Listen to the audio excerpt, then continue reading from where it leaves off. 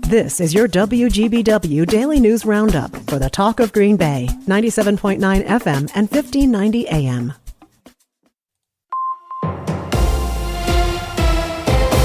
Civic Media News. I'm Terry Bell. Here's what Wisconsin needs to know. Marquette University plans to cut $31 million from its budget over the next 7 years. That's about 7% of its operating budget. Campus officials blame a drop in traditional student enrollment and the growing need for financial aid. They say program offerings, organizational structures, and campus facilities are all on the table. People on Badger Care Plus can get birth control pills without a prescription for the first time starting today. The contraceptives are available at Medicaid-enrolled pharmacies.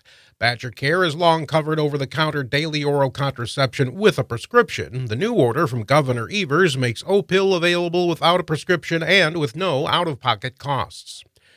2 hospitals and several clinics in and around Eau Claire are set to close Friday. Governor Evers is calling on Republican lawmakers to release $15 million for health care in the region. I don't know what could be more of a crisis, frankly, if they're waiting for something else. They've got one right now. Evers and Republicans disagree whether the money should just go to emergency rooms or pay for more services. It's up to the Joint Finance Committee to release the money. Wisconsin lawmakers are scrutinizing work-from-home policies at state government agencies. The Joint Legislative Audit Committee is holding a hearing today. An audit in December shows 1 in every 4 state workers is allowed to work from home 2 to 5 days a week. There's talk of possibly selling offices that aren't being used. Green Party presidential candidate Jill Stein says Democrats have abandoned their base. She says she wants to give left-of-center voters a choice in November and not play spoiler. No, actually, we are giving people an opportunity to vote who otherwise wouldn't be coming out to vote. And who may have otherwise voted Democrat. Well, or who wouldn't vote at all. Stein appeared on WISN TV's Upfront Sunday. A lot of rural communities around Wisconsin don't have tornado sirens. Local leaders are urging people to get a NOAA weather radio, download weather apps, and sign up for local mass phone notifications. Tornado season normally starts in the spring, but Wisconsin did get some tornadoes in February. I'm Terry Bell, Civic Media News. Now here's what you need to know closer to home. For WGBW News, I'm Lisa Hale. A blanket belonging to Elijah Vu has been found between Two Rivers and Manitowoc. Two Rivers police confirmed Monday that a red and white plaid blanket found earlier in the investigation did belong to the missing 3-year-old. It was found over 3.5 miles from where the boy was last seen. Police also reminded people who are voluntarily searching for the toddler to respect private property and ask permission before searching.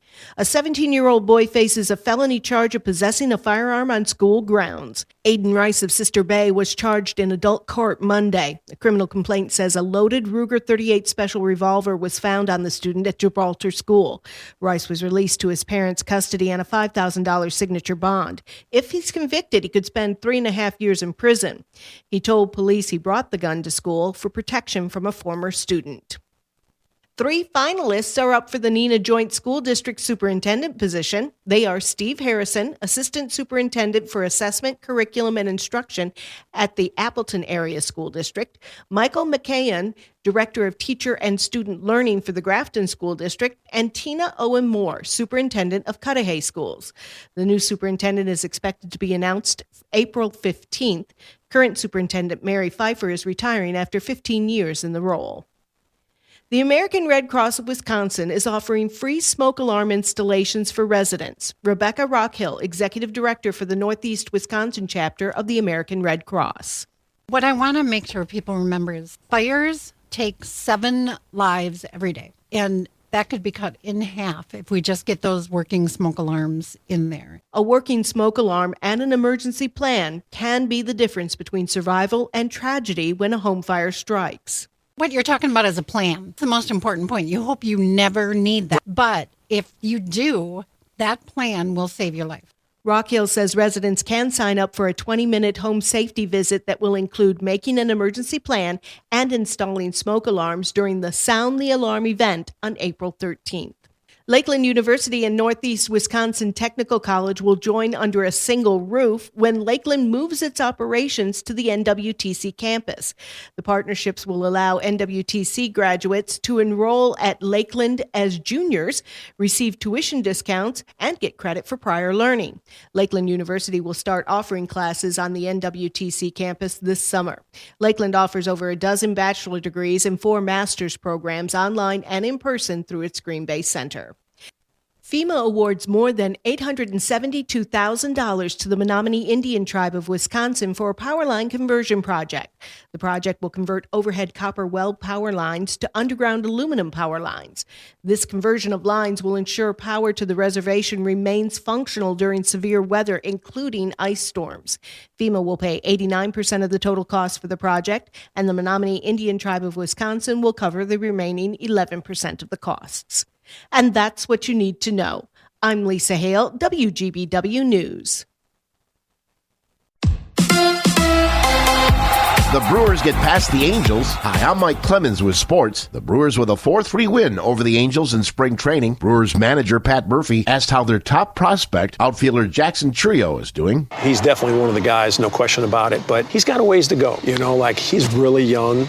He's really talented. There's a lot on him, but he brings it every day. He loves baseball. He's going to figure it out. The Journal-Sentinel reports the 20-year-old Trio is expected to start opening day, making him the youngest Brewer ever to do so since the kid, Robin Yount, 50 years ago in 1974 at the age of 18. NBA, the Bucks host the number 1 seed in the East, the Boston Celtics, tomorrow night. Damian Lillard, what they did better on Sunday in their decisive win over Phoenix. I thought the ball just moved well. We was able to get into the paint and get them kind of in rotation, and I think the ball just went where it was supposed to go. When that happens, you get quality shots. Milwaukee, the number 2 seed in the East, 10 games behind Boston. NFL, former Packers linebacker Devondre Campbell posted over 20 tweets about his time in Green Bay, saying he met privately with Matt LaFleur last season to tell him what he thought was wrong with the defense. The Packers released Campbell last week. He's now with the 49ers. Those tweets have now gone viral. Yosh Nijman, no longer a Packer. The 6'7" offensive lineman lost his job at left tackle when Packers coordinator Adam Stenovich had this to say last September. Yeah, right now he's a backup tackle for us. Football's a very competitive sport, and some guys rise to that competition and some guys don't. Nijman has signed a 2-year deal with Carolina. College hockey, the Wisconsin Badgers women's hockey team headed back to the Frozen Four Friday night when they face Colgate, the game to be held in New Hampshire. Face off at 6:30. The Wisconsin women looking to repeat as national champions. College basketball, March Madness begins tonight with 4 games. Over 50 million Americans expected to fill out a bracket. The odds of getting them all right, 1 in 9 quintillion. With sports, I'm Mike Clemens.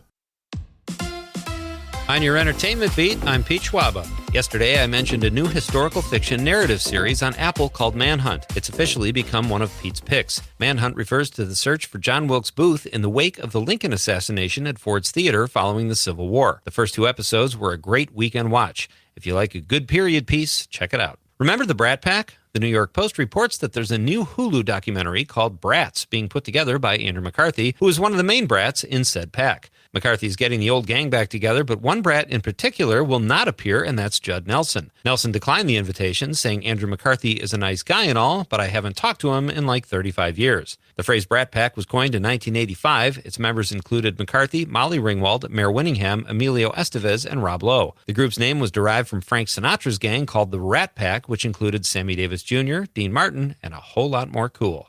It was a big weekend at the box office for sequels. Kung Fu Panda took the top slot with $30 million in its second weekend on the big screen, totaling $107 million for its first 2 weeks. Panda 4 barely nudged out Dune 2, which came in at $29 million, but easily bested Arthur the King, a new Mark Wahlberg canine drama. That's the dog, not the tooth, which came in with a disappointing $7.5 million on over 3,000 screens. Will the new Ghostbusters take the title from the Panda champ this coming weekend? Yes, sensei. Fans of Billy D. Williams as Lando Calrissian, at least those who are still alive, might have to pass the hat if they want to see him in the role again. Deadline says Billy D. says he's not opposed to playing Lando again, but wants to get paid. Deadline reported that Williams says he wouldn't mind playing Calrissian again, but says Williams' attitude is pay me a lot of money and I'll sell my soul. Now that, folks, is artistic integrity. Don't you hate it when you're performing in front of a sold-out arena and you make fun of a person for not standing during the show, only to realize the person is disabled? If you can't relate, ask Madonna. She called out a sitting fan while performing at the Kia Forum in Inglewood, California. The New York Post reports the 80s pop icon also took a tumble during a show in February when she fell off a chair while dancing. Not to sound ageist, but it's not totally her fault. Roadies aren't used to keeping track of bifocals or walkers. 'Tis the season. If you're a fan of the film Violent Night, Digital Spy reports the sequel, titled, you guessed it, Violent Night 2, is progressing nicely. Fans were excited when they heard news that progress was being made on the sequel until everything in Hollywood was put on hold during the actors and writers strikes last year. Violent Night told a story of a bunch of mercenaries who took hostages only to encounter an inebriated St. Nick. Collider reports that David Harbour, star of the first film, will return in part 2 as Drunk Santa. For more showbiz fun, tune in to Nightlight with me, Pete Schwaba, every night between 7 and 9 p.m. on the Civic Media Radio Network. Partly cloudy today, our high right around 47 this afternoon, and it will be a little breezy with wind out of the northwest at 15 to 25, gusting to 30. Tonight, partly cloudy, 21. Tomorrow, sunshine, 32. We are keeping an eye on a system that could bring some snow by Friday. I'm meteorologist Sean Cable. Outside now, it's 33. That's your WGBW Daily News Roundup from Civic Media. Subscribe to this podcast on Spotify, Apple, or wherever you find your podcasts. Find more news at WGBW.FM.